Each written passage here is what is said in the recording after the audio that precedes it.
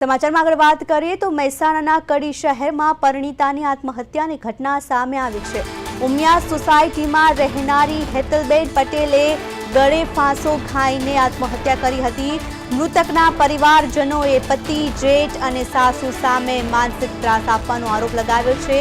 હેતલબેને 6 વર્ષ પહેલા પરિવારની મરજી વિરુદ્ધ પ્રેમ લગ્ન કર્યા હતા। બાદમાં દાંપત્ય જીવનમાં ચાલતા તણાવ વચ્ચે આ દુઃખદ અંત આવ્યો હોવાનું સામે આવ્યું છે। આ સંબંધમાં મૃતક હેતલબેનના ભાઈ દ્વારા કડી પોલીસ સ્ટેશનમાં ફરિયાદ નોંધાવતા પોલીસે ગુનો દાખલ કરીને વધુ તપાસ હાથ ધરી છે।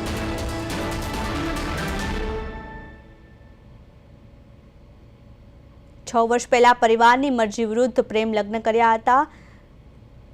પરિણીતાએ ગળે ફાંસો ખાઈને આત્મહત્યા કરી છે।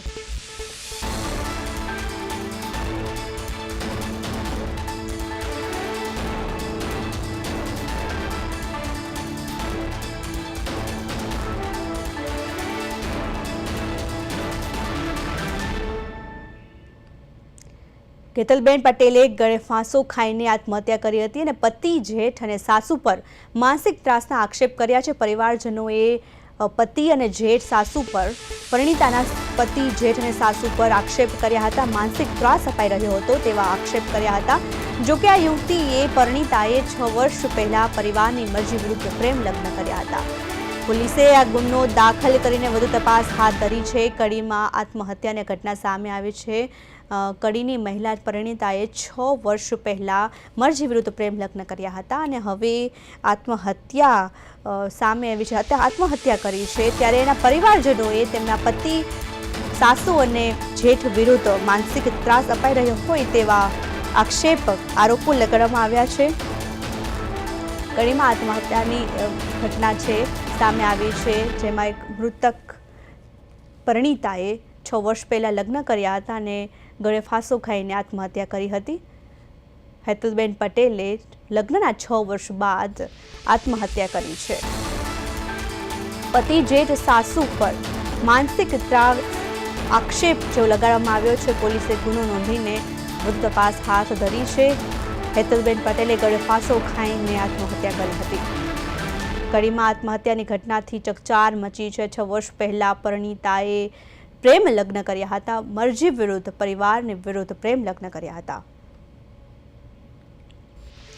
વધુ માહિતી માટે સંવાદદાતા નિસર્ગ પટેલ જોડાઈ ગયા છે। નિસર્ગ પટેલ, આ ઘટનાને લઈને શું છે વધુ વિગત?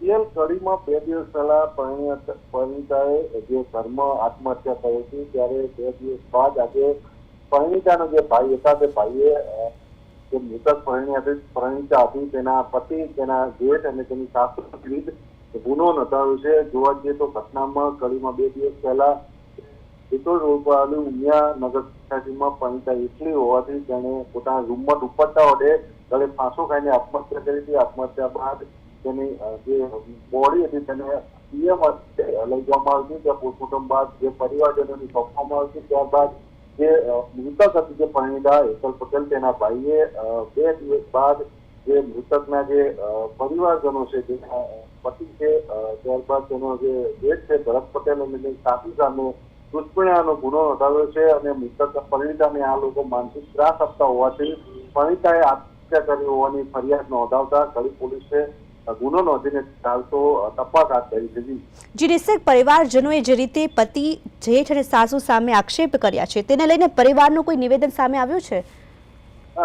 પરિવારજનોનું કોઈ નિવેદન આવ્યું નથી, પરંતુ જે આ મૃતક પરિણીતા હતી હેતલ પટેલ, તેણે આજથી 6 વર્ષ પહેલા જે તેના પતિ છે જે સુભાષચંદ્ર પટેલ, તેની સાથે પ્રેમ લગ્ન કર્યા હતા। તે પણ પ્રેમ લગ્ન બંને પરિવારજનોની મંજૂરી વિના કર્યા હતા, પરંતુ લગ્ન બાદ બંને પરિવારજનોમાં સુમેળ થયો હતો અને બંને પરિવારજનો એકબીજાને બોલાવતા થયા હતા। પરંતુ એકાએક 6 વર્ષ બાદ પરિણીતાએ આત્મહત્યા કરી લેતા પણ તેના ભાઈએ તેના પતિ સુભાષચંદ્ર પટેલ તેમજ તેના જેઠ ભરત પટેલ અને તેની સાસુ વિરુદ્ધ કડી પોલીસનો ગુનો નોંધતા કડી પોલીસે તપાસ કરી છે। પરંતુ જે આરોપીઓ છે, જે મૃતક પરિણીતાના પતિ, જેઠ અને સાસુ, તેમના નિવેદનો હજુ સુધી સામે નથી આવ્યા। પરંતુ કહી શકાય છે કે પરિણીતા થોડા સમયથી માનસિક તણાવમાં હોવાનું પણ એક પ્રાથમિક જે વિગતો હતી તે બહાર આવી હતી। તેના આધારે પરિણીતાના ભાઈએ જે તેના પરિવારજનો છે મૃતકના, તેના વિરુદ્ધ કડી પોલીસનો ગુનો નોંધાવ્યો છે અને કડી પોલીસે તપાસ હાથ ધરી હતી.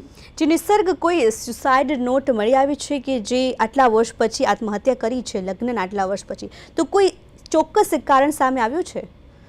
હજી સુધી કોઈ ચોક્કસ કારણ સામે નથી આવ્યું. જેમ કે જે પરિણીતાએ જ્યારે ઘરે કોઈ નહોતું ત્યારે તેને એકલા થઈને તેને જે આત્મહત્યા કરી હતી ત્યારે તેને કોઈ સુસાઇડ નોટ લખી નહોતી, પરંતુ જે મૃતકના ભાઈએ જે તેને અગાઉના જે ઝઘડા થતા હતા તે આધારે તેને સમાધાન પણ કરાવ્યું હોવાની એક પ્રાથમિક વિગતો મળી છે.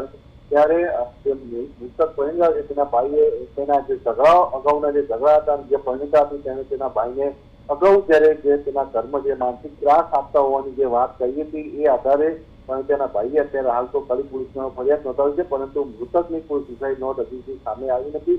પોલીસ એ દિશામાં તપાસ કરી રહી છે કે મૃતકને કેટલા સમય તેને કેવી રીતે હેરાન કરવામાં આવતી હતી અને ત્યારબાદ જ પોલીસ તપાસ બાદ જ અત્યારે જે વધુ વિગતો છે તે સામે આવશે, પરંતુ અત્યારે હાલ તો પરિણીતાની કોઈ પણ સુસાઇડ નોટ સામે નથી આવી. જી નિસર્ગ, સમગ્ર માહિતી બદલ આભાર.